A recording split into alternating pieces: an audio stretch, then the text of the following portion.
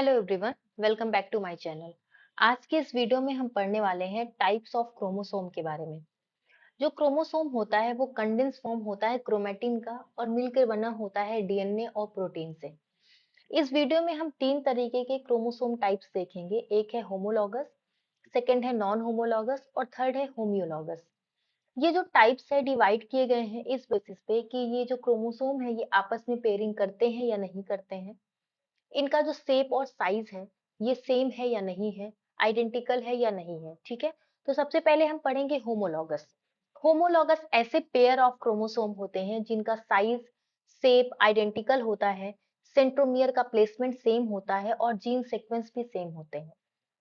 अगर ह्यूमन की बात करें तो जो उसमें सोमैटिक सेल्स होता है वो डिप्लॉइड नेचर का होता है, मतलब उसमें टू सेट ऑफ क्रोमोसोम्स देखने को मिलते हैं।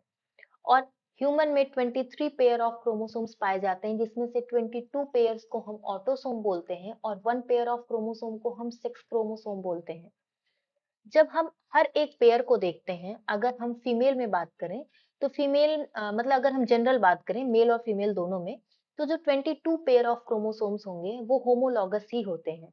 लेकिन फीमेल में 23rd वाला भी होमोलॉगस होता है और मेल में 23rd वाला होमोलॉगस नहीं होता है।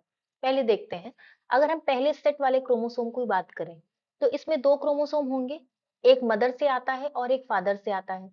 ऐसे जब हम सेकंड वाले पेयर की बात करते हैं तो इसमें भी एक क्रोमोसोम मदर से आता है और एक फादर से आता है। जो पहला वाला पेयर है इसमें जो दोनों क्रोमोसोम होते हैं ये आपस में आइडेंटिकल होते हैं, तो ऐसे क्रोमोसोम्स को हम होमोलॉगस बोलेंगे। सेकंड वाले पेयर में भी ये दोनों क्रोमोसोम आपस में आइडेंटिकल होंगे, तो इन्हें भी हम होमोलॉगस क्रोमोसोम बोलते हैं।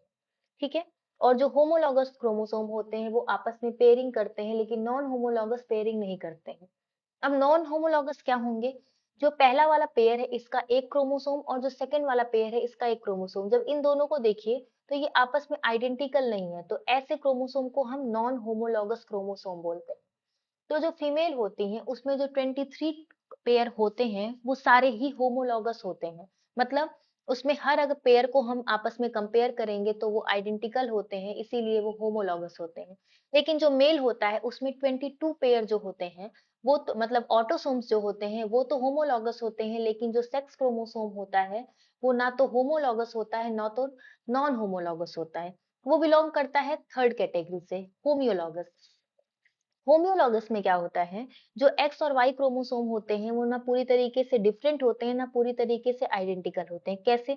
देखिए, जो एक्स क्रोमोसोम होता है उसमें भी पार वन रीजन होता है और पार टू रीजन होता है, और वाई क्रोमोसोम में भी पार वन रीजन होता है और पार टू रीजन होता है। पार मतलब होता है स्यूडो ऑटोसोमल रीजन। जब दोनों ही क्रोमोसोम के पार 1 को हम कंपेयर करते हैं तो ये आइडेंटिकल होते हैं, और पार 2 को भी कंपेयर करते हैं तो आइडेंटिकल होते हैं।